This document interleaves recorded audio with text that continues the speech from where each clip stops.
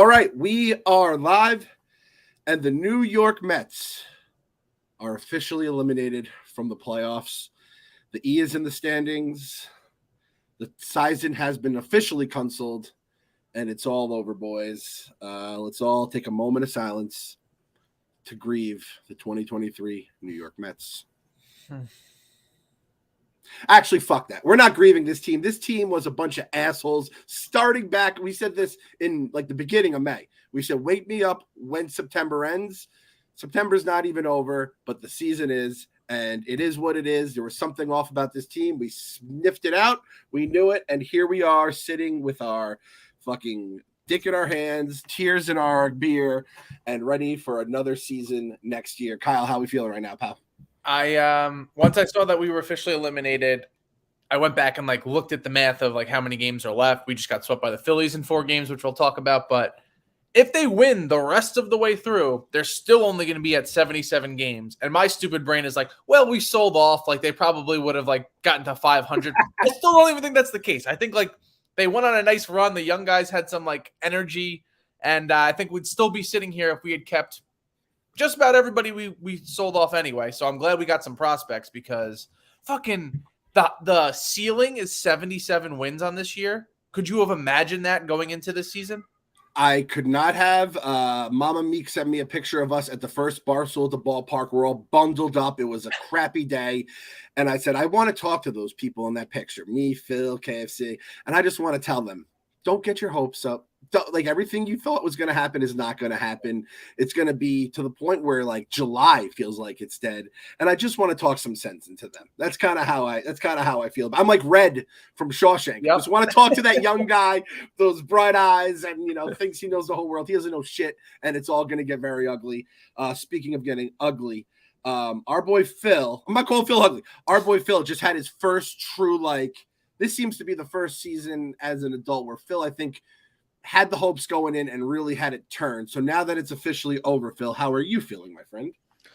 This is probably the most attached I've been from a team in my life. At least 2017 was a bad year, but I was watching at the prospects, Ahmed and Dom came up.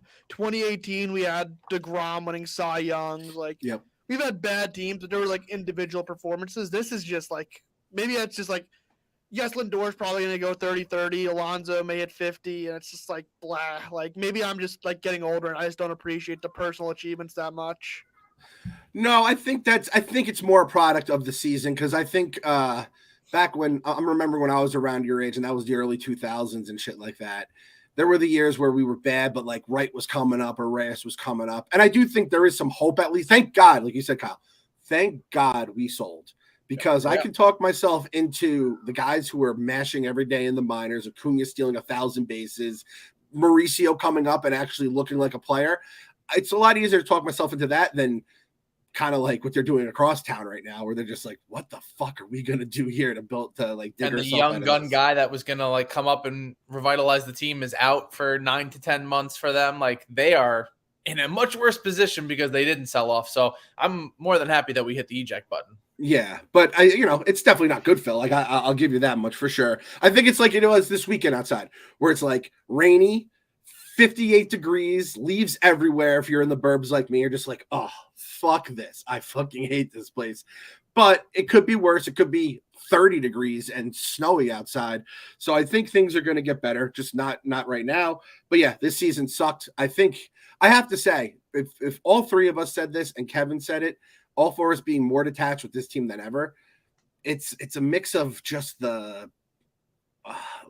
with the higher gun mentality. It kind of it flopped, and there was just something just not really. It's not that they were unlikable, but they were not lovable. They were just kind of there. They showed up on our TV every single night. It and really feels like the season just never started.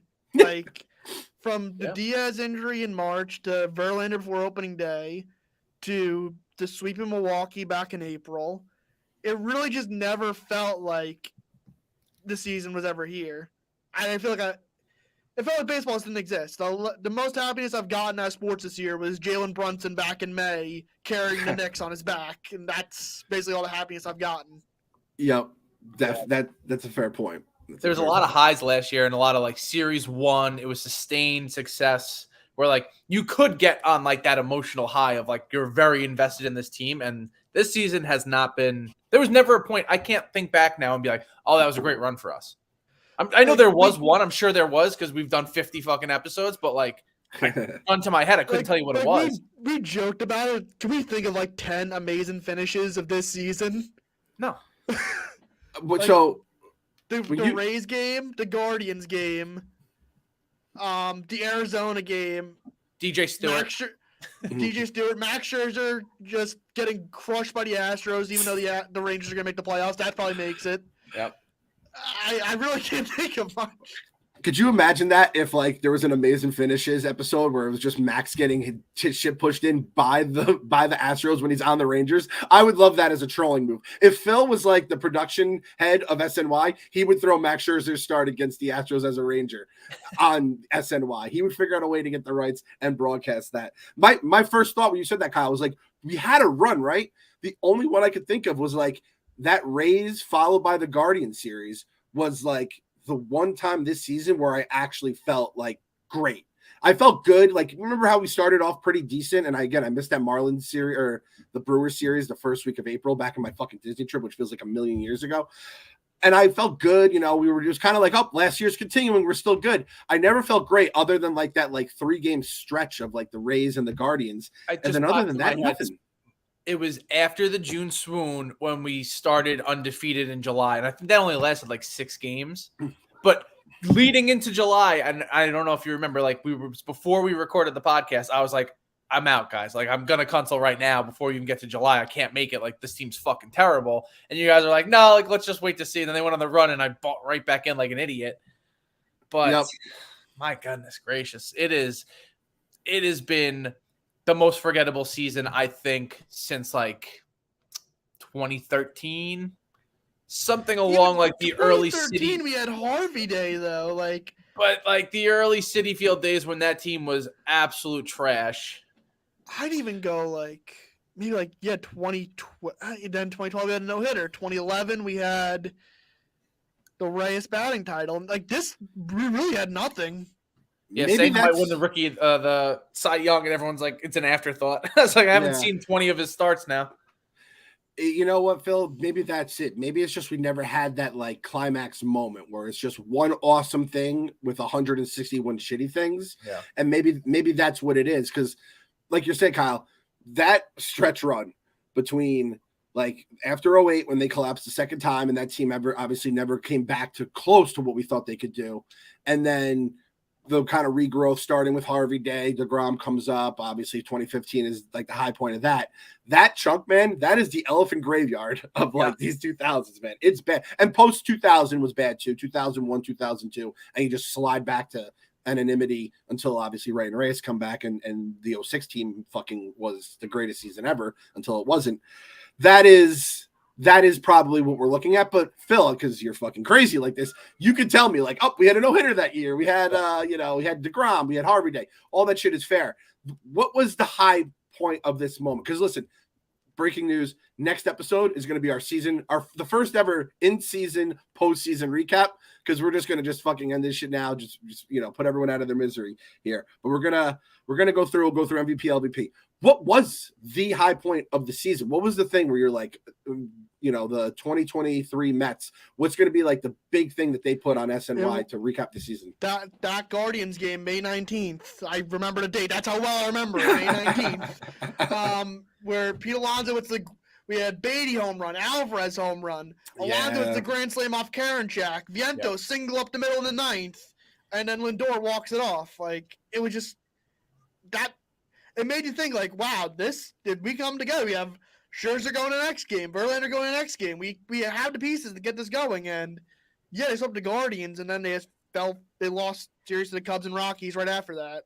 This season was, like, the definition of fool's gold. Because on paper, you just, like, couldn't wrap your head around the fact that they just weren't producing on the field. You're like, it's almost carbon copy team from the season before. We won 101. So even if you regress, you're like, okay, maybe what? 10 less wins, I'll take 91 wins into the postseason. And like that's what it felt like the entire way through until it clearly wasn't. And shout out to Steve Cohen, Billy Epler, everyone who was just like, well, we just wasted $400 million. Let's just pack it in and figure out what we're going to do for next season because this clearly isn't working. Yeah, I'm just like going through our YouTube here just to look at like the old, videos or, even podcasts we had done. And I'm looking for like the emergency live post game. We swept the Phillies 3 months ago, apparently, with it looks like Marcano was involved there. Like this season is purely like just out of my brain. I won't have any real memories. The most exciting part of this year was the offseason. Yes. And it's not even close.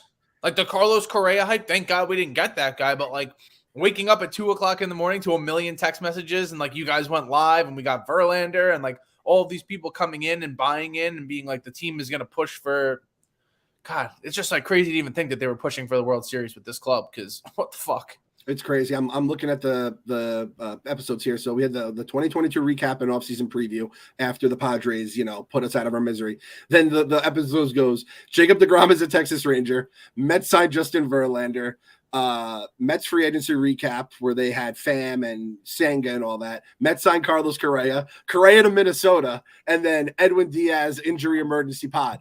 It was a fucking roller coaster of an offseason. That was the Edwin Diaz injury. None of you guys were watching. I was the one that had to text the group about that. Phil, I was watching, and I watched just because I was okay. I was like, if I don't watch, something bad's gonna happen, and then something bad happened as I watched, and I'm like, motherfucker!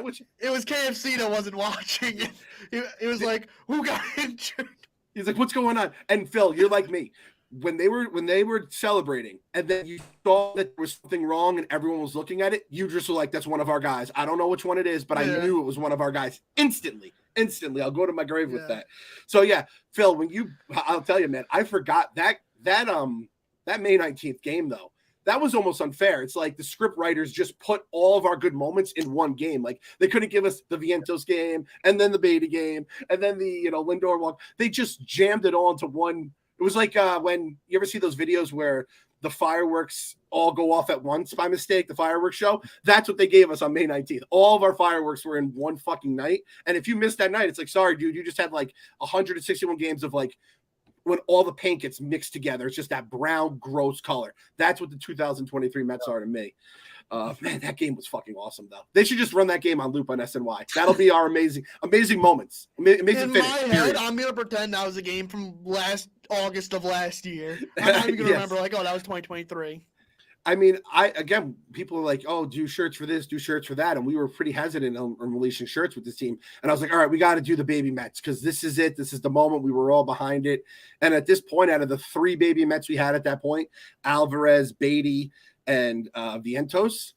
I mean, I think Alvarez is the one guy that should stick. Alvarez is the only baby Met that solidified himself. Yes, Beatty and Vientos are on a bit of a hot streak to end the season, but like 2 weeks isn't overshadowing like the 400 combined plate appearances they've gotten beforehand. I mean, yeah. Mauricio's coming back down to earth a little bit, but the good thing is that he's still stringing together a hit or two a game. Where like, yeah, the average is starting to drop down, but he's still able to put bat on ball and hit it like solidly, which that's all you need. You see the flashes of Mauricio though. You see like the stolen bases, you see the athletic plays. Like in my mind, I can see like, okay, this guy could be a good player. With Beatty and Vientos, if they're not hitting, I just don't see what they could do. Like Vientos is positionless, and Beatty is like That's what I mean. To quote Gary Cohen, a net negative in the field at this point in my mind, People talk about, Vientos is hot. Like, he's not playing a position. If his role is a DH, he's got to really be a hitter if he wants to stick. Right. Definitely. And I will say this. Alvarez was everything we were promised at first. I think a little bloom is off of him, but I mean, he is a baby basically. He's younger than anyone in the league, but like Juan Soto or at this point, right? He's 21 years old and he's gonna have like 25 homers. I do not care whatsoever. We have our catcher for the next few years. I don't care. Yeah, and someone that has, seen the Omir Santoses and then the fucking Jason Phillipses. This team either is like, he has a supernova at catcher or just a straight bum. There's really like no in between where we just have like a solid dude. I think LaDuca was kind of that. He might have been a little better than that, to be fair. But it's like, it's just nice to know we have that guy. We have a guy who's at least above average. His defense was so much better than everyone said it was going to be. He seems to give a shit, which is all you can ask for. Has swagger for days. Came up clutch a lot of times. He wiped out the 2022 September that he had with us, right? Where we were like, holy fuck, this guy might not be like an actual Major League Baseball player. That's all I can ask for the season from Alvarez. I think in a perfect world, Omar Narvaez gets the fuck off our team this off season. I think we signed him for 2 years. Yeah, I think so. So, I mean, you're paying this guy to be the backup catcher. Like, you'd hope someone else just goes and takes a flyer on him when we can move him. And then maybe Kevin Parada makes that big leap that you're looking for. Because if you could put Alvarez at DH and split time with a professional catcher like Parada is supposed to be, at least then you can get Alvarez with fresh legs. He could split time at DH with somebody else, Vientos or whoever, if we don't move him. That makes it a little bit more palatable in my mind. Yeah, or maybe there's some like reliever owe a ton of money you could swap contracts with. That Stearns could see like, oh, maybe this guy stinks elsewhere. It could be good for us. That's the other thing you gotta like worry about. Like he's buddies with Epler, so I don't think that there's gonna be too much like toe stepping. But you got a new guy coming in. And he's like, I didn't draft any of these guys. Like, in fact, I might have intentionally avoided them when I was with my team. So you got to wait to see how that goes out too. Yeah. I will say, with Stearns in the picture, I am very confident that we will have better depth players next year. We won't have like the Dominic Leones of the world or the Tommy Hunters. Stearns knows how to build pitching, which, as we saw this year, we did not have pitching. Very important. And hopefully either they figure out what the fuck went on with Peterson and McGill, or they just say these guys are cooked, throw them out. The funny thing is, like you said, Stearns could come and go, I didn't, draft these guys or want these guys. The thing is, Epler didn't. A lot of these guys weren't even Eplers because he's only been around 1 year because we have had 17 GMs. Weren't even Brodies. Yeah, it's fucking preposterous. All I just want is stability. I want infrastructure, and I just want I just don't want to be on the back pages anymore for ridiculous shit, right? That's all I'm asking for as a Mets fan. So I don't think that's too much to ask. Yeah, I feel like we're going to be all right in terms of, and is that his MO though, Phil? Is like his pitching, like he's good with pitching? Yes. For example, he picked up Hunter Strickland off the scrap heap, and he had a good couple games for them. So I can tell you what he's done. Okay, great. Yeah, Burns is another guy that everyone loves. So get him here. I feel like he's due to come here somehow, some way. They probably won't trade him just because the fucking Brewers hate our guts for some reason. Well, he felt pretty disrespected with the arbitration stuff, so I don't see him coming over here following Stearns. That's actually fair. He was probably pissed that Stearns not the actual owner or anything like that. Yeah, so that's probably not happened. That's a very good call, Kyle. But just hearing the name Stearns, it got I had the fire growing in my stomach talking about this season. I was getting mad, and Phil just fucking put a whole bunch of baking soda or powder, whatever gets rid of fucking grease fires, and just put it all out. This is it. We have our guy. He's a fucking beautiful young nerd from Harvard. He's built the team once with no money. He now has the money. He's a Mets fan. He's one of us. His Kevin Elster is his favorite baseball player. He's a sick, twisted Mets fan that has, again, Kyle, what's the name of it? Shared trauma. He has that shared trauma. He knows all the bad things. Hopefully he's going to tell Buck or whoever the next manager is, don't say, when we get blah, blah, blah back, that's get our big acquisition at the trade deadline. He knows all the keywords for us. He knows never bring up Scat Kazmir. He knows don't sell fucking Jason Cullen jerseys in the Mets store. He just knows the little things that are going to set us off, and he's actually built a team before. I'm fine with it. You mentioned Buck. This could be the last week he's manager for all we know. Yeah, and that's crazy. When it comes to people talking about Craig Counsell, before the season, he was talking about he wanted to take a year off after this year to be with his family. Now Bob Nightingale's throwing in an article hold on, maybe he wants to manage next year. So, but it's Bob Nightingale, so we don't know. God, I hate when Bob Nightingale is the source because it's it's the only guy out there saying it, but it's almost worse that he's saying because then it means it's not going to happen, right? It's I'd rather nobody say it or someone with 13 followers on Twitter than Bob fucking Nightingale. It's so funny because at this point he might even have just the legitimate sources might just be telling him everything they know, and they're no one's gonna fucking believe you anyway, Bob. Yeah. It's like the boy who cried wolf, the Bob who cried Met, I guess. I don't know. Yeah. He was the one who had the Bauer thing, right? He said Bauer to the Mets. He had Bauer. He had Shelby Miller for Javier Baez back in 2016, which never happened. Chris Bryant to the Yankees, who got duped. He had a few that were like, he's like, this will happen, and then the opposite happened a minute later. He's had some wild things happening. My favorite Bob Nightingale tweet I retweet time and time again is when he just tweets out X-rays negative, not saying whose X-rays it was, just tweets out X-rays are negative.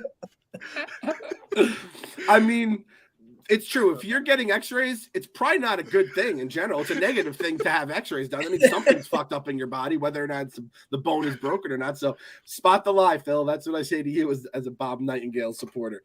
Oh God, yeah. We're gonna have a jam-packed winter. I think, even though Max Scherzer may have been told otherwise, I do think it's going to be a busy winter. It may not be like 4 a.m. Carlos Correa beats coming up. But I do think, and listen, we're going to be going live with everything just like we have in the past. We'll kind of have like a meter, like if it's a Narvaez or a Brooks Raley, I don't think we'll be going live then. But if, Uncle Stevie's dropping a bomb, I mean, we're going to be on potential Tokyo time here. So Yamamoto might be signing stuff at, lunchtime, and it's bedtime here. So there's going to be a lot of things. Actually, do we know the time difference between Tokyo and New York? I have to see. Let's see. Tokyo time right now. I'm going to say 16 hours. Phil, guess? 17 hours. It is. Yeah, he prices right at you. 13. It's 12:23 a.m. over there right now. So basically, we're almost on a 12-hour flip. We're flipped. We're on the upside down right now. So the Yamamoto sweepstakes might be broken. So you have my word. Basically, I go to bed I don't even know when I go to bed, but I'm up at 5 o'clock in the morning every morning because AJ just comes in our room like he's on cocaine and just jumps on our bed like a wild man until we basically make him watch TV at 6 o'clock. So I'll be on that beat. Phil is fucking living on Twitter. I mean, he's plugged into the Matrix at that point. So we will have you guys covered. Trust me, we will get live whenever, if it's Yamamoto, anyone else from the Far East, or anyone else just in general. As long as someone other than Bob Nightingale reports it, we got to believe we'll be on it. That is our promise. And again, our show on Thursday is going to be like our season recap and then our off-season preview. And we'll kind of get into some of the guys we want. I think we're all kind of in lockstep about who we want based on what we have to give up, not give up, all that kind of stuff. So it's getting to the winter meetings, but before you get to the winter meetings, you have to get the fall. And what do we know about fall? Fall doesn't have to be the buzzkill to your summer chill. Coors Light helps you find moments to unwind. Big work presentation followed up with a happy hour with some friends and a cold Coors Light. The Mets are getting swept by the Phillies and embarrassing you. Followed up with Coors Light. Decompress with a relaxing day on the trail that ends with a well-earned Coors Light. There's leaves all over my yard, and I just drink Coors Light instead of having to rake them because I hate leaves so much. So whenever you need to hit reset, reach for a Coors Light. It's made to chill. There's only one beer out there that's literally made to chill, and that's Coors Light. So Coors Light is the one I choose when I need to unwind. So when you want to hit reset, reach for the beer that's made to chill. Get Coors Light delivered straight to your door with Drizzly or Instacart by going to CoorsLight.com/believe. Celebrate responsibly. Coors Brewing Company, Golden, Colorado. And we will be drinking Coors Light for our last Mets game of the season, Saturday, September 30th. Mets, Phillies, Barstool at the ballpark. Best deal in sports. It's a 7 o'clock game. Get out, get your drinks on, go. There'll be college football beforehand. Come to the ballpark, watch the Mets play. There's, I believe, a Francisco Lindor headband day. It's like a colorful headband they have. That's the giveaway. I believe concessions and souvenirs are going to be discounted at different places throughout the stadium. Uncle Stevie's trying to get you in for one last game. So say goodbye to the season. Say goodbye to us. We'll be there. about an hour before the deal starts, or around 5 or so. We'll be in that parking lot right by where the Long Island Railroad lets out. Kyle, do you remember that Skyview? Southfield lot. Southfield lot. It's right off of the boardwalk, like Clem said. You could actually see it from walking towards the stadium on your left-hand side. 510, sponsored by Coors Light. They're getting us hooked up. We're going to hang out under the tent, drink some ice-cold Coors Lights, and send the season off in style. Yeah, we'll send it off in style, I guess is the word for it. I also forgot a bunch of merch last time to give away. So now it's double merch because they're sending more. So we'll give away a bunch of free Coors merch. That was where Frank the Tank burned his Lonzo jersey and all things World Baseball Classic, which not even the dark arts could save us from saving the 2023 Mets from an early grave here. And as shitty as this weather is now, it's supposed to be sunny and 73 in Astoria on Saturday. Beautiful. Perfect. You go out, you go out even if you want during the day, come to the game, throw some back with us, go in the stadium, 3 hours of baseball, 3 hours of drinking, and then, just go about your way. Also, like while we mentioned Frank burning his jersey and all, to him at the Notre Dame game Saturday, the first Notre Dame game I think he's ever been to, he What a sees a mush. walk-off touchdown. Like that's just you couldn't script it any better. And also to have the team have 10 guys on the field and the one spot where they run the football is where the guy's missing from the formation. Like what? That's a tough one for Frank. Did he go crazy on Notre Dame like he would have the Mets if they had lost that way? He just stood there in silence, like just speechless. But Well, I feel like at some moments you had to be like that. Yeah. I mean, if they made Frank the Tank speechless, that's how you know it was a wild moment. Again, I mean, listen, they had 10 people on the field, Notre Dame. Can you imagine if the Mets had 8 people on the diamond? The 11th man was Jesus, so you gotta remember that. His team scored 70 points yesterday in the NFL. I can't feel too bad for that fucking guy. That's funny though. Yeah, so we'll be there at the tailgate Barstool, the ballpark. Get your tickets now, and we'll drink up and call it a season. As I was doing that transition there, I forgot we were kind of on the cusp of another topic there, and I forgot what I was going with there. Fall, winter meetings. Oh, so we're trying to figure out what's going to happen here with this draft. So as of right now, according to my guy Joe DeMeo here, who's according to Christopher Soto, this is a quote tweet of a podcast reading the tweets. The updated draft lottery odds for the Mets. They currently have a 35% chance of landing a top 6 pick, and they're 1 game behind the Angels and 3 games behind the Cardinals. I'm in this weird zone. I don't want the Mets to lose 90 games so Clemmer doesn't have to get a tattoo because of his tattoo bet with Frank. I also want them to lose every game possible to get as high in the lottery as possible.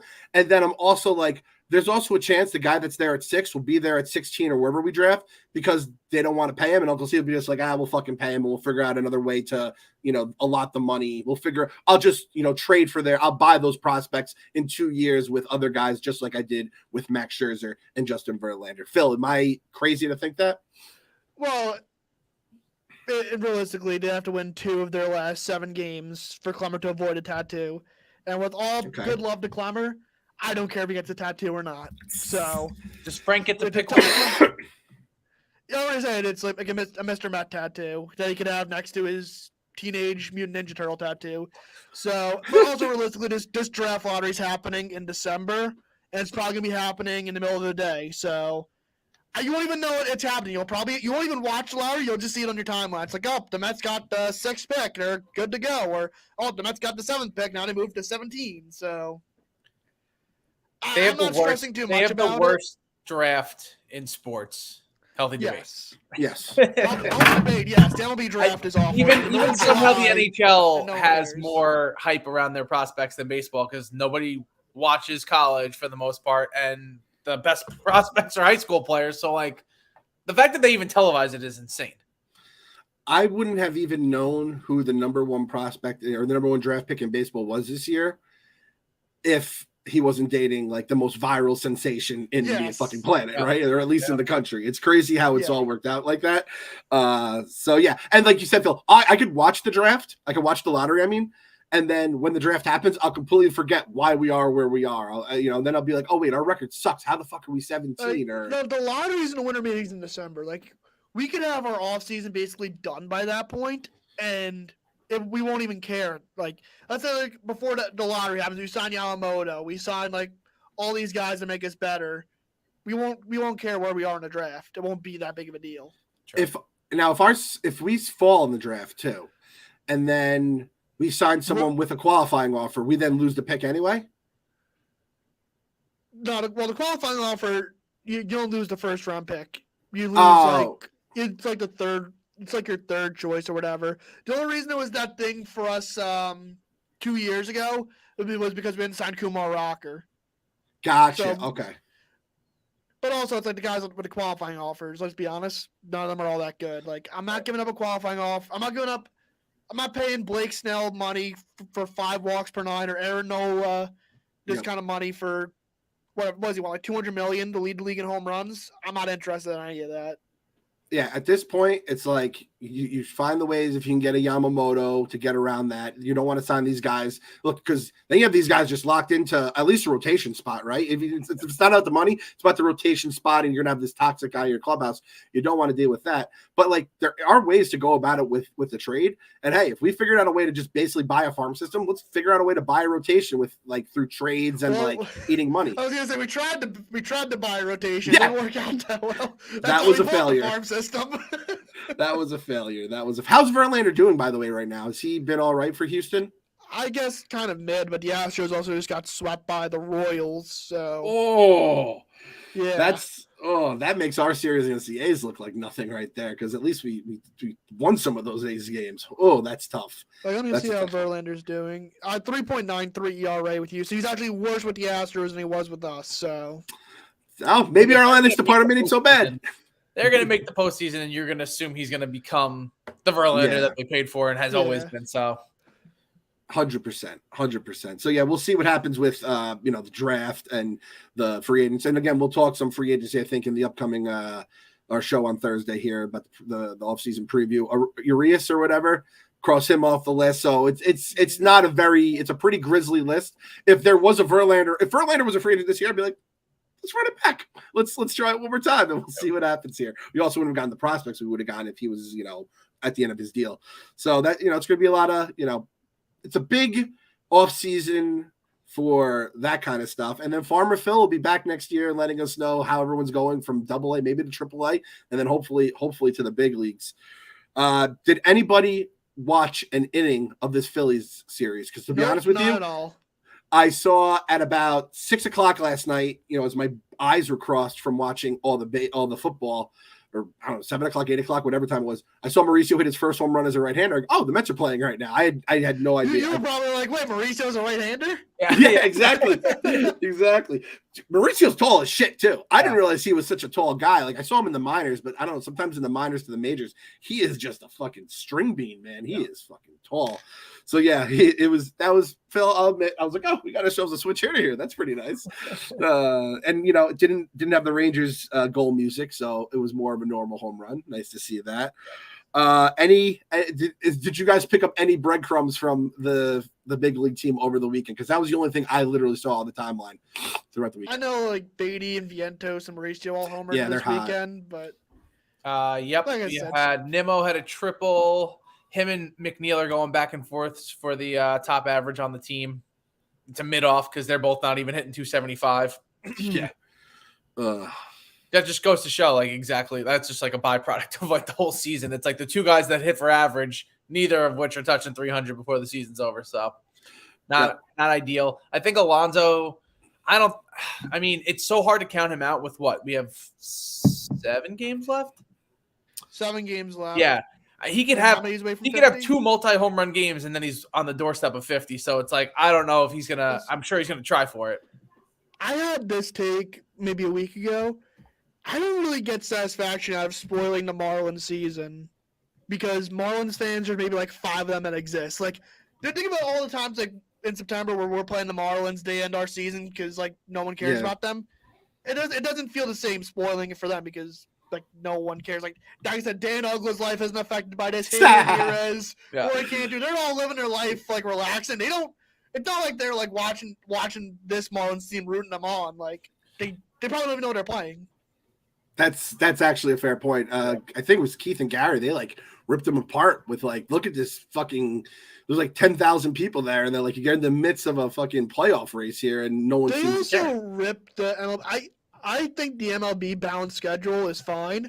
I just didn't like that we had our Marlins games stacked in April and then literally the last 2 weeks. We literally did not see the Marlins after Easter? Yeah. That's insane.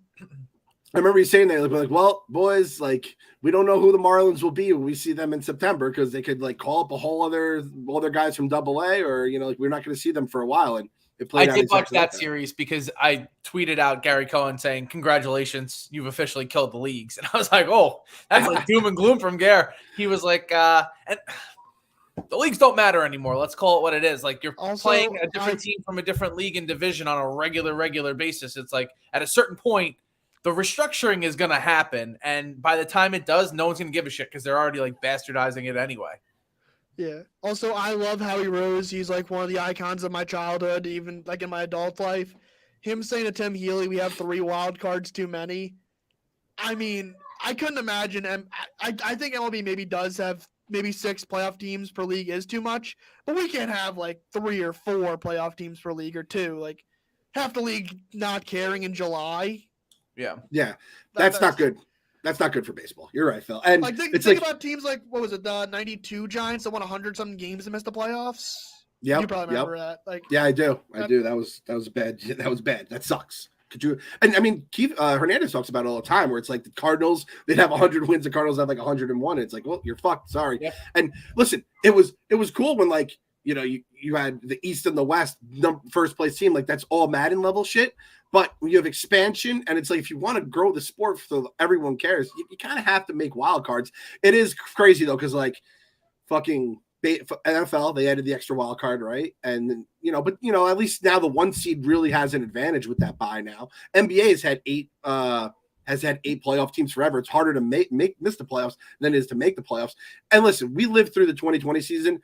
That was ridiculous. When like again, it was harder to miss the playoffs than it was to make the playoffs.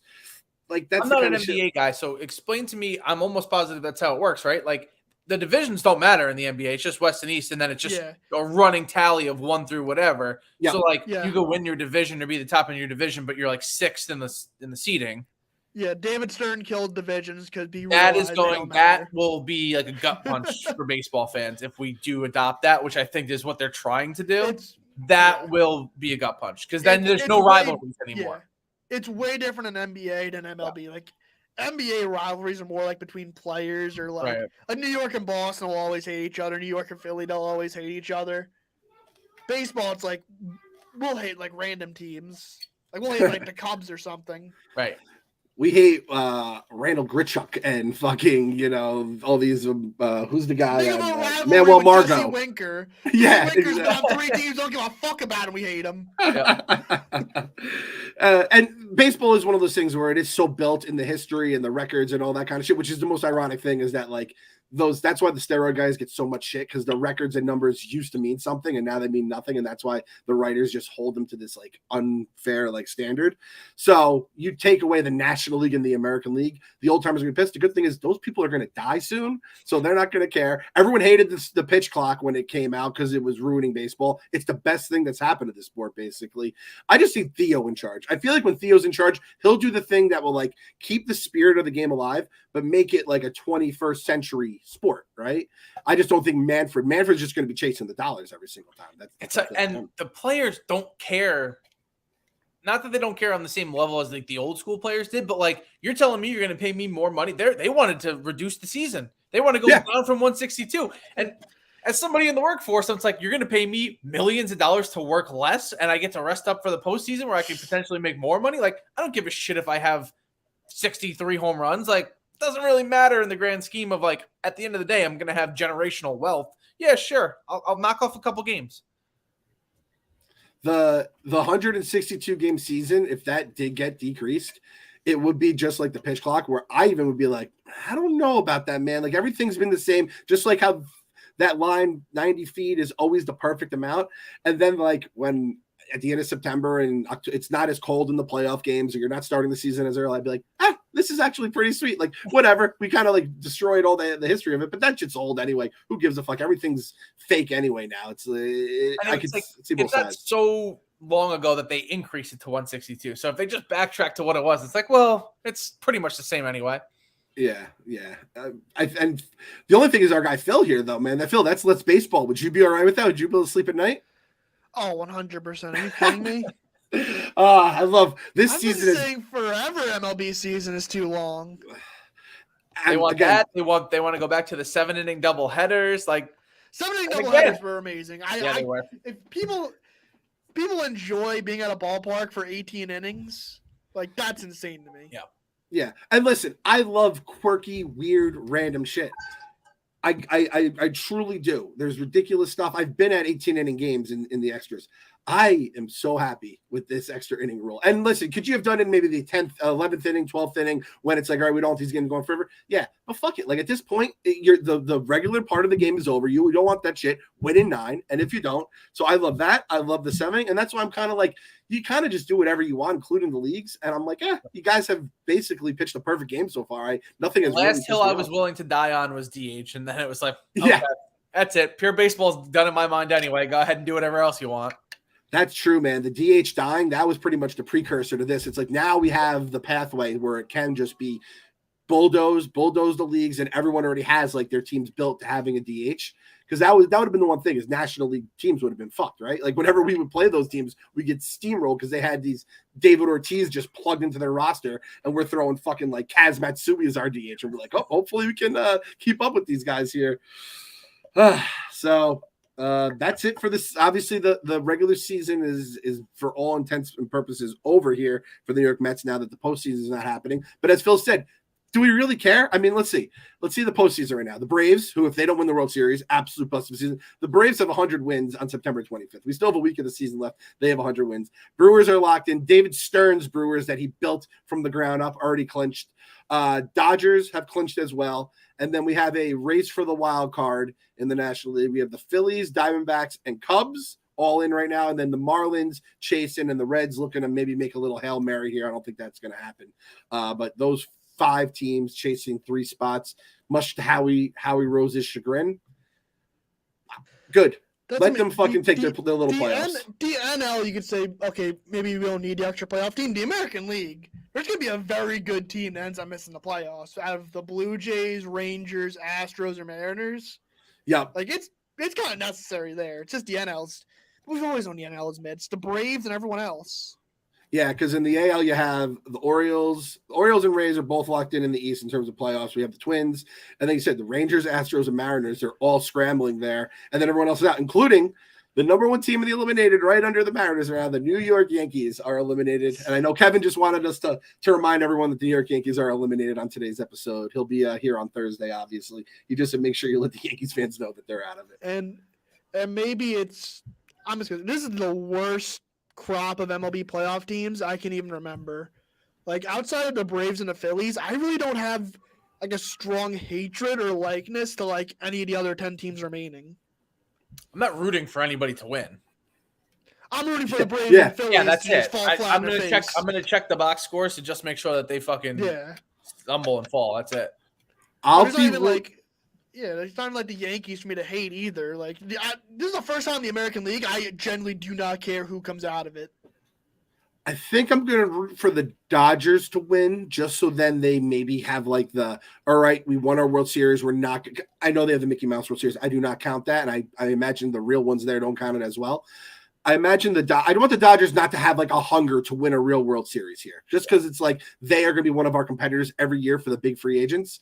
Then the AL, I think we're all rooting against the Rangers, right? I mean, even though Max is hurt, I just feel like I don't know. Maybe we could say like, oh, Max and DeGrom, they were just dragging a team down. They were the clubhouse cancers. That's good. I like also that. Saying the Mariners have had a bit of a cold streak since Jared Clemens come off the injured list. They were really hot with them on there. Makes you think. Oh, God, if fucking Correa ends up like.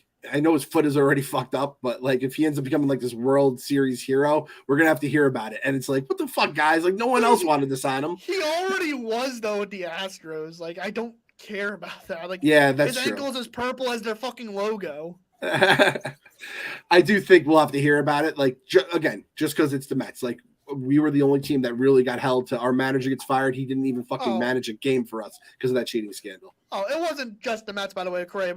I want to give a shout out to the Giants. J.D. Davis said it was a complete 180 over there. They care about winning ball games. Buddy, you're going to be under 500. You're a below-average hitter. You're bad just like us. It's not different over there. You sucked with us. You sucked with the Giants. Go fuck yourself. Yes, we got Phil fired up. Fired up, Phil. It took 43 minutes of the pod, but we got Phil fired up. This fucking season will get anyone fired up, though, because just watching this team day in and day out, I think drove us all insane. But it's all right. Next episode, we're looking towards the future. Nothing but sunshine, rainbows, and happiness in New York Mets land starting 2024. Gotta believe. Gotta believe. Gotta believe.